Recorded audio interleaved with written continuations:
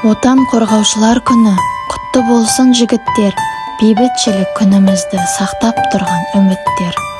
Ер жүректер рухы мықты, ерлікпен жерді қорғайды, қайсар мінез бойында бар, көрсеткен күшпен батырлықты. Даңқты жауынгер ерлер, отан үшін жан берер, тізе бүкпей қарсыласқа, соңына дейін күресер.